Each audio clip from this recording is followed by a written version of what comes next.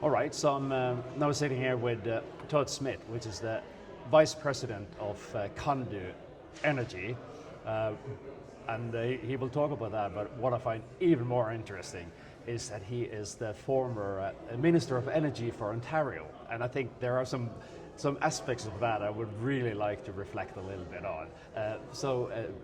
Todd, tell me a little bit about yourself. What's your background and what are you currently working with and what did you do when you were minister? Yeah, sure. I spent 13 years as a member of provincial parliament here in Ontario, Canada's largest province, and home to 18 CANDU nuclear reactors. When I was 12 years old as a Boy Scout growing up in New Brunswick, I went to the lone CANDU reactor in New Brunswick for a tour.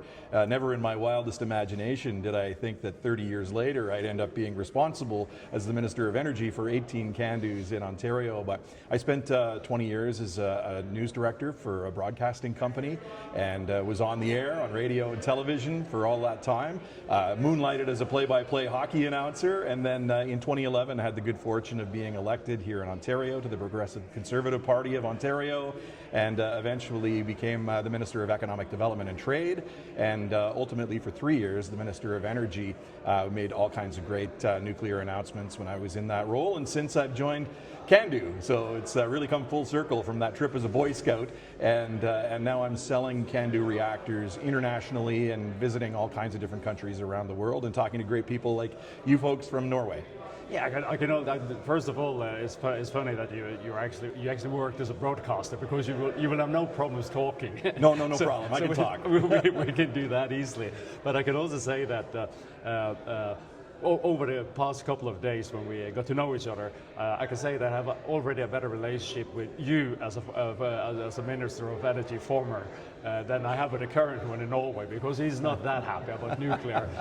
So that leads me a little bit into the energy mix in Ontario. Is what's the split between hydropower, wind, solar, and nuclear? Yeah, so right now it's about 50% baseload nuclear power.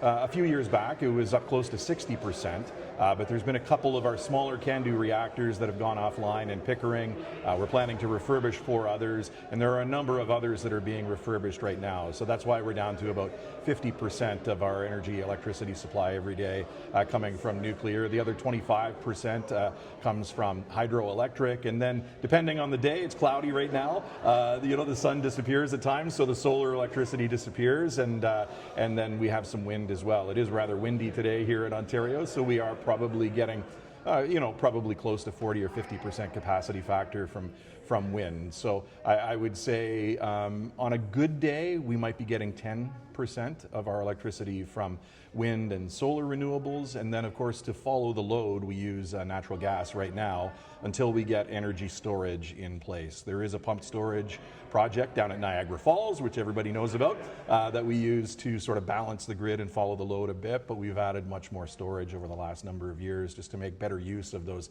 intermittent renewables that are currently on the system. Exactly. So my understanding now is that you are Ontario's plan is to more or less double the electricity production by 2050. Yep. And currently, I think I saw on a diagram that you're currently producing 140 terawatt hours annually, and you're going to double that. Now that is actually as much as we are producing in terms of hydropower in Norway, 140 terawatt hours, but we also need to double it because we have all the fossil fuel consumption that is outside the electricity grid. So it's great that we have a very clean electricity grid, but we are still using it. So we need to maybe double it, which you are doing also. How many people are living in Ontario? Yeah, so there's about 16 million people living in Ontario. It's a big province. It's the biggest province in Canada. It's where most of the manufacturing base is for Canada, and so the load is significant here. There's a lot of demand for electricity, and it's only going to grow as we electrify in the province, and manufacturing is electrifying, industry is electrifying, of course transportation is electrifying as more people are buying electric vehicles here in Ontario. And so the first thing that I did when I was the minister was asked our system operator, the independent electricity system operator, they're called the ISO, to do a study on what it would take looking forward out to 2050 to decarbonize here in Ontario. And it had a couple of no-regret actions in there. One of them was building 18 gigawatts of nuclear. So we're well on the path now, when I was minister, announcing that we would add almost 5 more gigawatts to Bruce Power, which is on the western side of the province, operating 8 CANDUs now, almost 7,000 megawatts coming from that facility. It's the largest operating nuclear facility in the world now. They're going to be adding another 5 gigawatts there. And then my successor has talked about building 10 gigawatts at another site not too far from where we are here in Eastern Ontario of large-scale nuclear. And then, of course, we have the small modular reactor project, which is underway, building the BWRX 300 from GE Hitachi at the Darlington OPG site. And the plan is to build not 1, but 4 SMRs there. I happen to be the minister that broke the sod on that, project. Oh, yeah, congratulations. So, yeah, really excited about it. And the first SMR in the G7, as you probably know. Yeah. No, we went out to Darlington today, and it's fantastic to actually see the site where the SMR is going to be built, and it's next to this CANDU reactor, or there are actually 4 reactors at that site, probably producing something like 30 terawatt hours annually. Well, yeah, so what we say 3,500 megawatts out of the Darlington CANDU plant, and then, you know, an additional 1,200 megawatts will eventually come from those SMRs as well. Exactly. So a typical thing we say in Norway is that, it's okay with nuclear as long as it's far away, but once it comes closer in time, the opposition will come. So what's the opinion of the population in Ontario to having new SMRs established or new nuclear plants established at new sites? The municipalities that host CANDU plants now are the most supportive of nuclear. Is that right? In Canada. Yeah. You know, they see the benefits firsthand.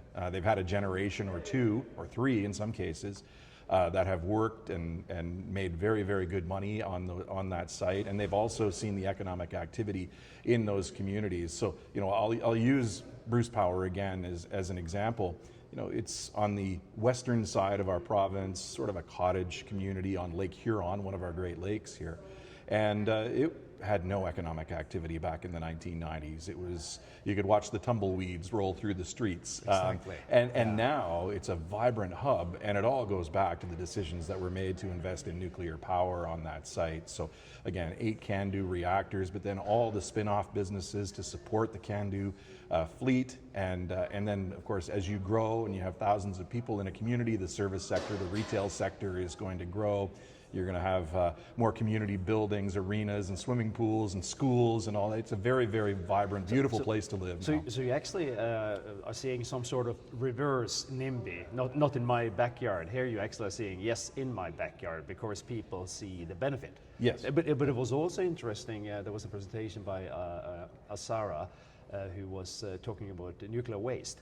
And she said that there were 24 municipalities who wanted to take care of the nuclear waste. And the one they selected, there were, I think she said 77% support by the people living in that municipality. Yep. So things are not always what we have in our mind. The facts are sometimes completely different. Yeah, and I think here in Ontario, and the same thing can happen in Norway. You know, as an example, what happened when my successor announced that 10 gigawatt site. He announced it as an energy site where they were going to examine all kinds of different technologies that could go there. It could be wind, could be solar, could be gas, you know, could be biomass. At the end of the day, the mayor and council and the 5 local First Nation Indigenous communities in that area said, don't worry about discussing what type of energy generation. We want nuclear on that site, because they know that's the one that comes with the jobs, that's the one that comes with the economic activity. And so you have communities putting their hands up to say, we'll host a deep geological repository for the spent fuel, but we'll also, you know, bypass certain procedures to get right to the heart of the matter and start building nuclear power plants, which we need here. So we're very fortunate that we have the social license, but it's because they've seen just down the road at Darlington and Pickering and Bruce Power what it's meant in those communities. Yeah, and actually we could see at the Darlington how they had soccer fields there. They had paths where people could walk, and it was all well maintained. So it's actually the inhabitants are getting something back, right? Yeah, they're not imposing in any way. As a matter, they're walking trails and cycling trails trails. At the Pickering site, there's actually a beautiful beach that's right there, and people are swimming not too far away from the plant, next to the Scarborough Bluffs. It's a beautiful spot, and so they are a benefit to the community in so many ways. The folks that work at power plants, nuclear power plants here in Ontario, as I mentioned earlier, are paid extremely well. They're high-paying jobs in the skilled trades. Many of them actually have upskilled from working in the coal plants that we were able to shut down, earlier in the sort of 2015 era. And the only reason that we were able to shut down those coal plants was because we had nuclear to rely on. They made the mistake here of going with wind and solar first. It drove up electricity prices, made the grid very, very unstable. Interesting. And it was not good for foreign direct investment in our province, because anytime you have an unstable grid and high electricity prices, the big corporations, the auto plants that we have here in Ontario, they were looking to get out.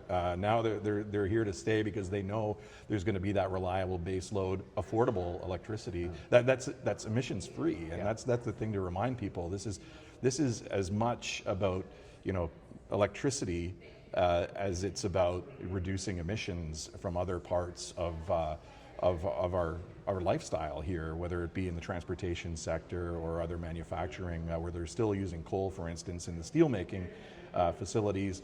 They're going to be eliminating that coal production to fire up those steel plants and replacing them with electric arc furnaces. So it's going to be green steel to support our auto sector that we have here. Exactly. So, but fantastic story. I see the bus is actually waiting for me to get on there. No, we're actually going to GE Hitachi, and we're gonna have a virtual reality of the BWRX 300 SMR. So looking forward to that. Yeah, no, that's fantastic. I appreciate it so much. Yeah, my pleasure. I'll go back to Norway and see if I can get you a position as a Minister of Energy in Norway. I think I would love to see you there. Be happy to go and check it out. And as we like to say at Can-Do, big or small, we need them all. Well, good. As long as it's nuclear. Perfect. We'll end with that. Thank you very much.